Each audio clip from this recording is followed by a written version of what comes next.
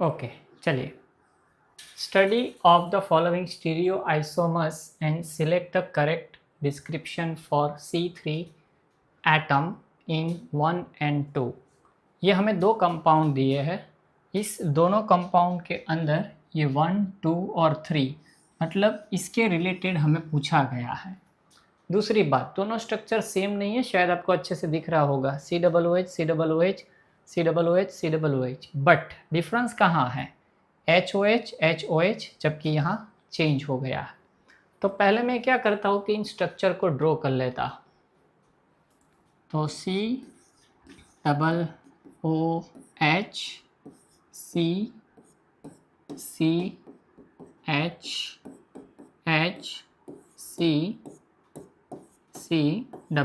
COOH क्या दिया था? HOH,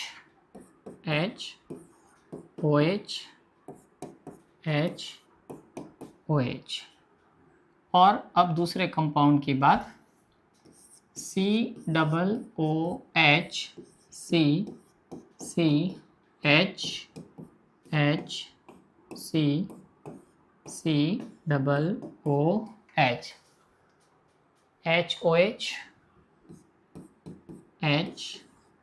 COOH, OH।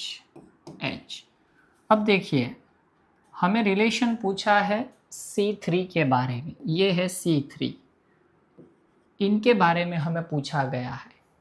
अब ऑप्शन क्या है? एक cryotropic and stereogenic, cryotropic and non stereogenic.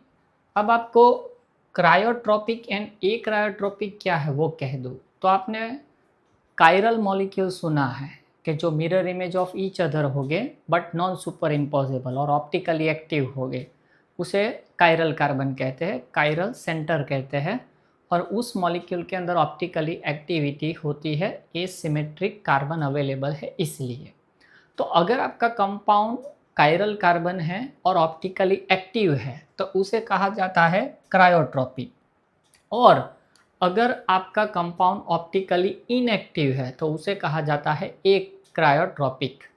अब स्टीरियोजेनिक एंड नॉन स्टीरियोजेनिक क्या है? स्टीरियोजेनिक मतलब ऐसी कि जो किस मॉलिक्यूल के अंदर किसी भी दो एटम या ग्रुप को अगर हम बदल दें तो उसकी कॉन्फ़िगरेशन चेंज हो जाए।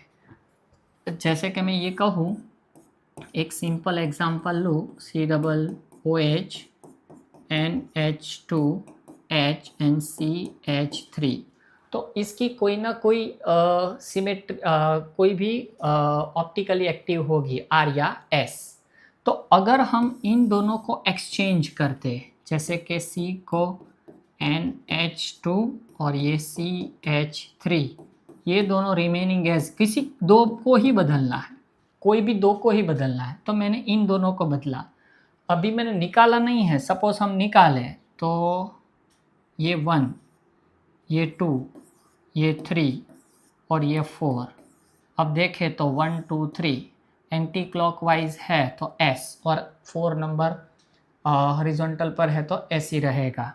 अब इसको बदलो तो 1, 2, 3 और 4, ये क्या होगा? R। तो ये बदल गया, इसे कहा जाता है स्टीरियोजेनिक सेंटर या तो स्टीरियोजेनिक। ओके, अब हम इस मॉलिक्यूल में आ जाते हैं।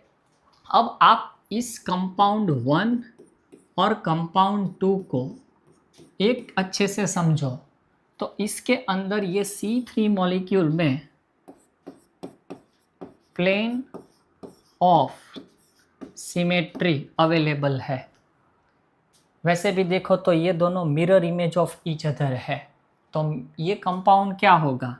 मीसो होगा, मतलब ऑप्टिकली इनएक्टिव होगा।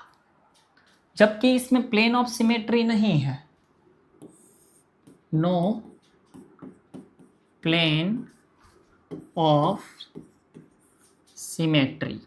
तो इसके कारण क्या होगा? ये ऑप्टिकली एक्टिव होगा। तो इसका मतलब ये हुआ कि ये क्रायोट्रॉपिक है और ये ए का क्रायोट्रॉपिक है। तो आप वहीं से आंसर निकाल सकते हो। देखो C3 is क्रायोट्रॉपिक and C3 compound 2 के अंदर वो क्या है, क्रायोट्रॉपिक है। इसके अंदर ए क्रायोट्रॉपिक, ऑप्टिकली इनएक्टिव, इसके अंदर क्रायोट्रॉपिक, देखो वहीं से आंसर मिल गया। फिर स्टीरियोजेनिक एंड नॉन स्टीरियोजेनिक देखने की बात ही नहीं रही। बाकी C3 ए क्रायोट्रॉपिक एंड स्टीरियोजेनिक, दोनों में तो ऐसा है नहीं। A cryotropic but non stereo, वो भी दोनों में नहीं है। C3 A cryotropic but non stereogenic and C3। अब इसके जो मॉलिक्यूल है ना ये वाले, इसको आप बदल के इसको इसकी जो सिमेट्री हो ऑप्टिकली एक्टिविटी होगी वो बदल सकती है, आप बदल दो तो। ओके, तो ये आसान था। Predict the correct product of the following reaction. अब देखो ये वाला तो मैं कहूँ कि आप लोग मुझे बता दो, क्योंकि ये मैंने कहीं पर आपको पढ़ा दिया है। इतनी आवाज़ कर रहा है फैन।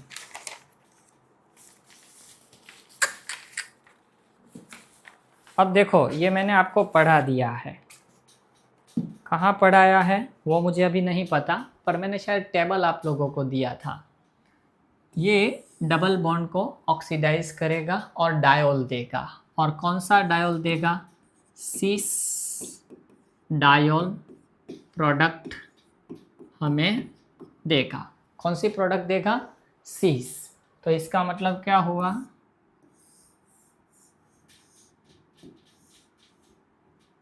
ओके इसे थोड़ा अच्छे से ड्रॉ करो, मुझे आपको एक और चीज़ इसमें सिखानी है।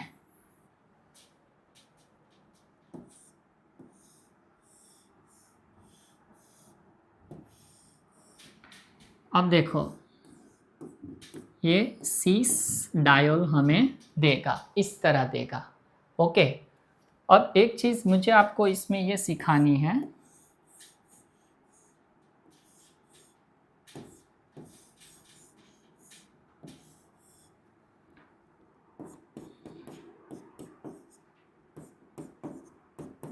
ज़रा इसको ऐसे करके आप देख लेना। ओके, तो अगर R इस तरह है और H सीधा नीचे है एक्सियल वाला फॉर्म, तो इसे कहेंगे हम इक्सो।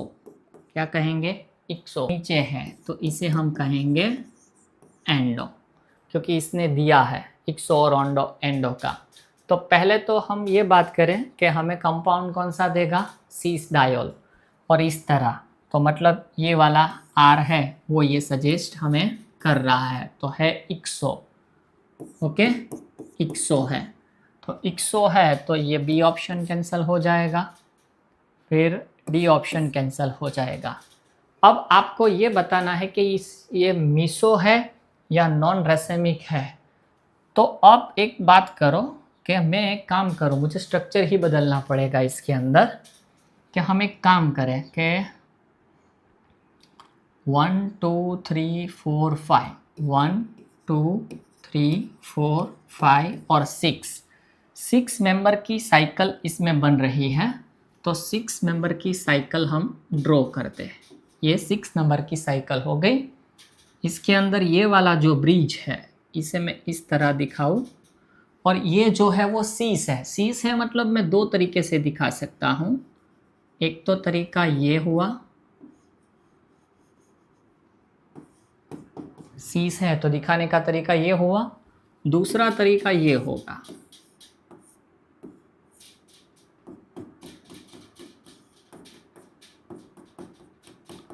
या तो दोनों वेज दिखाओ या तो दोनों डैश दिखाओ। तो अब आप इसके अंदर तय करो क्या दिख रहा है आपको। तो देखो मुझे तो दिख रहा है प्लेन ऑफ सिमेट्री अवेलेबल है। क्या अवेलेबल है, प्लेन ऑफ सिमेट्री। और प्लेन ऑफ सिमेट्री कंपाउंड है तो इसे हम क्या कहेंगे, मीसो कहेंगे। ऑप्टिकली क्या होगा, इनएक्टिव होगा। तो मीसो होगा इक्सो नॉर बोर ने डायोल, क्योंकि दो OH लग रहे हैं तो हम इसके अंदर कौन सा वर्ड यूज़ करेंगे, डायोल। बराबर, चलिए आगे। One of the statements regarding the pyridine reactivity is not true, identify which. ये मैंने जानबूझ के लिया है क्योंकि मैंने लास्ट लेक्चर में आपको कुछ पढ़ाया था pyridine के बारे में, और वहाँ मैंने पढ़ाया था आपको इलेक्ट्रोफिलिक सब्स्टिट्यूशन रिएक्शन। वो कौन सी पोजीशन पर देता है? थर्ड पोजीशन पर। Electrophilic substitution reaction are difficult and take place only at C3 under vigorous condition. याद करो C3 पर, आंसर भी हमारा C3 था उसमें। ये बैक टू बैक ईयर में पूछा गया है, बैक टू बैक ईयर में अतः ऐसा आ सकता है। Nucleophilic substitution reactions are facile and takes place at C2 and C4 position. अब न्यूक्लियोफिलिक मतलब क्या? पॉजिटिव चार्ज होगा वहाँ पर ये अटैक करेगा, न्यूक्लियोफाइल, है ना। और आपको पता है pyridine में मैंने रेजोनेटिंग स्ट्रक्चर्स ड्रॉ किए थे, उसमें पॉजिटिव चार्ज किस पर आता था? 2 पर और 4 पर, मतलब इलेक्ट्रॉन की डेंसिटी वहीं कम थी। तो न्यूक्लियोफाइल 2 एंड 4 पर अटैक करेगा और इलेक्ट्रोफाइल 3 पर अटैक करेगा। रेजोनेटिंग स्ट्रक्चर ढूंढो, तो ये भी करेक्ट है। Nucleophilic substitution reactions are difficult and take place at C3 position. Yes, ये C3 पोजीशन पर कभी नहीं ले सकता और हमें रॉन्ग ही ढूंढना था, नॉट ट्रू। तो ये आंसर आएगा कि न्यूक्लियोफिलिक सब्स्टिट्यूशन रिएक्शन जो है वो C3 पोजीशन पर pyridine में पॉसिबल नहीं है, क्योंकि C3 पोजीशन पर इलेक्ट्रॉन की डेंसिटी ज़्यादा होगी ड्यू टू रेजोनेटिंग स्ट्रक्चर्स। तो इसीलिए ये स्टेटमेंट गलत है और हमें नॉट ट्रू ही ढूंढने को कहा था इन लोगों ने। In Fischer indole synthesis of 2 phenyl indole starting material used, ये तो MSc में आया होगा आपको, फिनाइल हाइड्रेसिन एंड एसीटोफिनोन। अब देखो ये है हमारा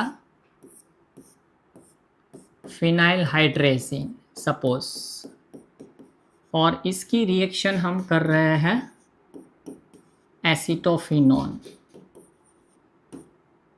चलो फिनाइल रिंग ड्रॉ नहीं कर रहा हूँ, पीएच लिख देता हूँ, समझ लेना। याद करो क्या होगा, यहाँ से NH2 में से H2 और यहाँ से ऑक्सीजन, तो हमें इमाइन पोजीशन मिलेगी। क्या मिलेगा हमें?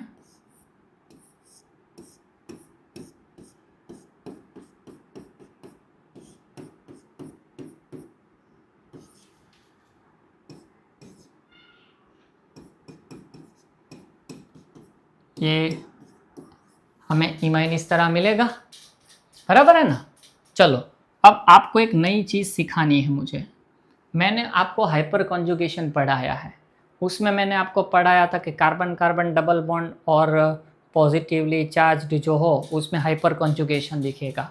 बेटा ऐसा नहीं कि कार्बन में ही हाइपर कॉन्जुगेशन दिखे, इसमें भी हाइपर कॉन्जुगेशन पॉसिबल है। क्या होगा पता है? कि ये बॉन्ड यहाँ शिफ्ट हो और ये बॉन्ड यहाँ शिफ्ट हो, तो यहाँ से H+ इसके साथ जुड़ेगा, तो हमें क्या मिलेगा? ये स्ट्रक्चर पॉसिबल है ऐसे, हाँ। तो NH NH single bond C PH double bond CH2 इस तरह होगा। ये भी पॉसिबल है, ऐसा आ चुका है। आप सोचो कि ऐसा कहीं पर पॉसिबल होगा, आप सोचने लगो। पर यहाँ देखो कार्बन कार्बन डबल बॉन्ड, तो ये यहाँ पर शिफ्ट हो जाए तो इस पर पॉजिटिव चार्ज आ जाएगा, है ना। आप समझो इसे, इस तरह मैं कह रहा हूँ आपको कि ये जब बॉन्ड यहाँ शिफ्ट होगा तब ये कार्बन पर क्या होगा? ये कार्बन पर क्या होगा? पॉजिटिव चार्ज होगा, एक वैकेंट p ऑर्बिटल होगी, एडजेसेंट CH सिग्मा बॉन्ड है, तो ये यहाँ शिफ्ट होगा कि नहीं होगा?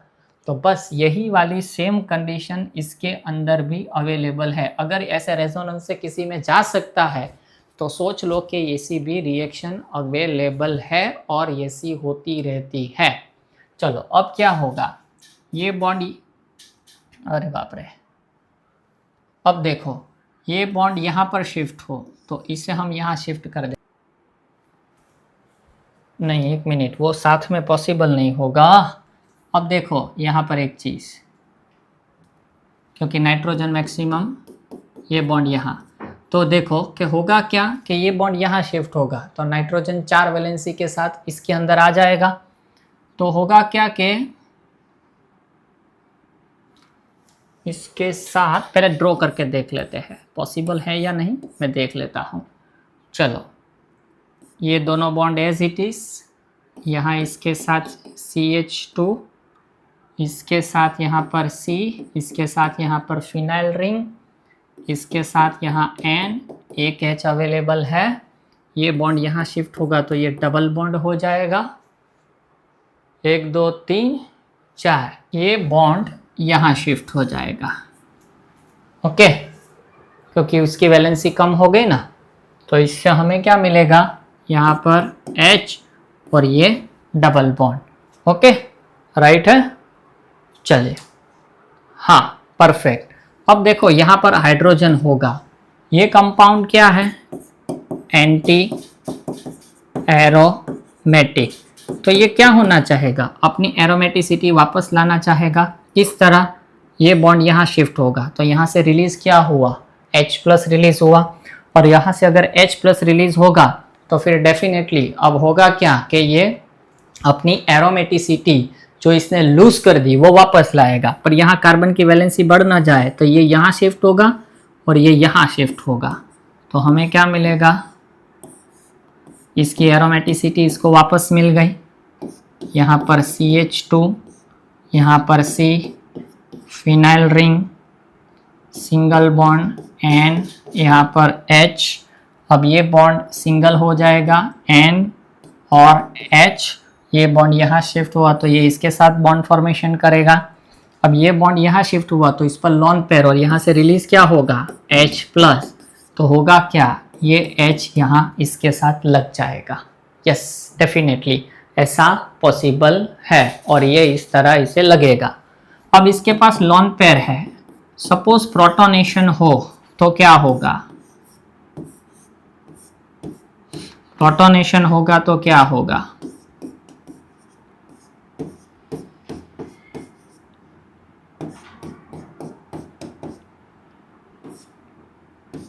ये अमोनिया जो है एमोनियम में कन्वर्ट हो जाएगा। क्यों, क्योंकि बेसिक कैरेक्टर है तो प्रोटॉन एब्स्ट्रैक्ट कर सकता है। तो डेफिनेटली ये क्या करेगा, यहाँ से एक प्रोटॉन एब्स्ट्रैक्ट करेगा और अपनी क्या करेगा कि वहाँ से ये निकल जाएगा। चलिए अब क्या होगा, अब देखो यहाँ पर ये बॉन्ड यहाँ से शिफ्ट हो, हाँ, तो -NH3 इसमें से निकल जाएगा और लॉन पेयर लेके जाएगा अपनी। अब इसमें मेरे पास जगह नहीं है तो मैं एक काम करता हूँ कि इसमें 2 स्टेप साथ में दिखा देता हूँ मैं आपको। अब देखो क्या होगा कि यहाँ से बॉन्ड यहाँ पर शिफ्ट हो जाएगा, ताकि हमें क्या मिलेगा,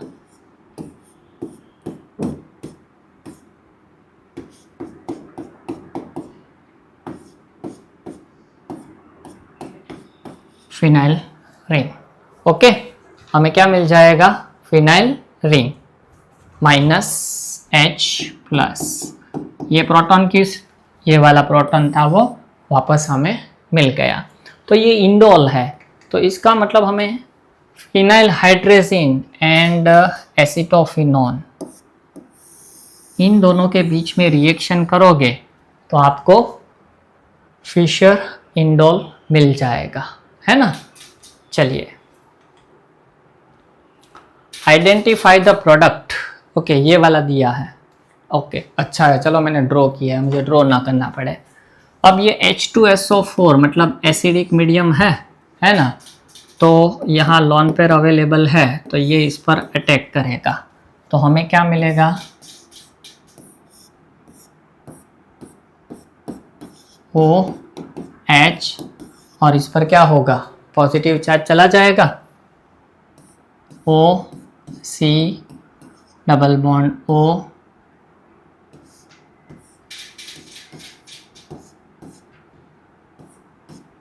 चलो प्रोटोनेटेड हो गया। डेफिनेटली अगला स्टेप आपको पता ही होगा क्योंकि अब आप माहिर हो चुके हो। यह यहाँ आएगा तो इस कार्बन पर पॉजिटिव चार्ज पर कॉन्जुगेशन है तो ये बॉन्ड यहाँ पर शिफ्ट होगा। तो हमें क्या मिलेगा,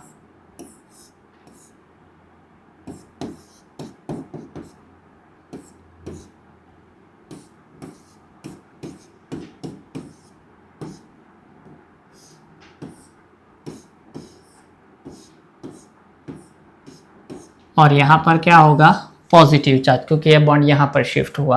अब इम्पोर्टेंट है समझना आपके लिए, शायद ये आपको नहीं पता होगा। अब क्या होगा पता है, ये 5 मेंबर रिंग में से ये बॉन्ड यहाँ पर शिफ्ट होगी, तो हमें क्या मिलेगा,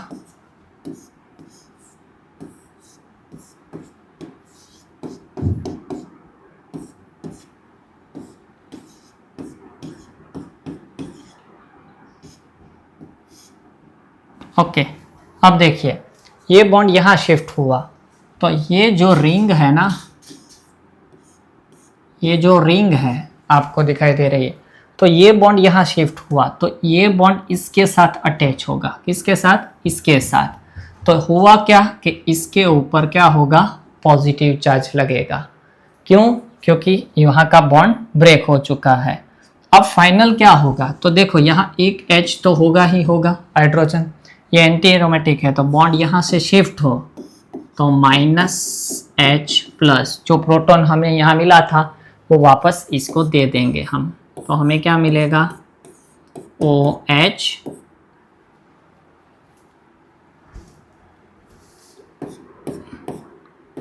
O C double bond O और ये, तो ये 1 2 3 4 5, एक मिनट कहीं, 1 2 3 4 5, ओके 6 मेंबर रिंग हुई है ना। चलो 6 मेंबर रिंग हुई, तो ढूंढो ऐसा कोई ऑप्शन हमारे पास है इसके अंदर। देखो OH होगा, OH होगा, OH होगा, तो ये ऑप्शन तो कैंसिल हो जाएगा। फिर COOE होगा, COOE होगा, ओके ये तो गलत है ना, 2 OH कहाँ से लाए, ये भी नहीं होगा, तो ये हो जाएगा ये बेंजीन रिंग के साथ, और ये CO और ये 6 मेंबर रिंग, तो आंसर हमारा क्या होगा, C। आई थिंक ये लेक्चर सबसे ज़्यादा मज़ा आया होगा, 3 डिवीज़न हो गए पर अच्छा लगा मुझे भी। चलिए मिलते हैं, धन्यवाद।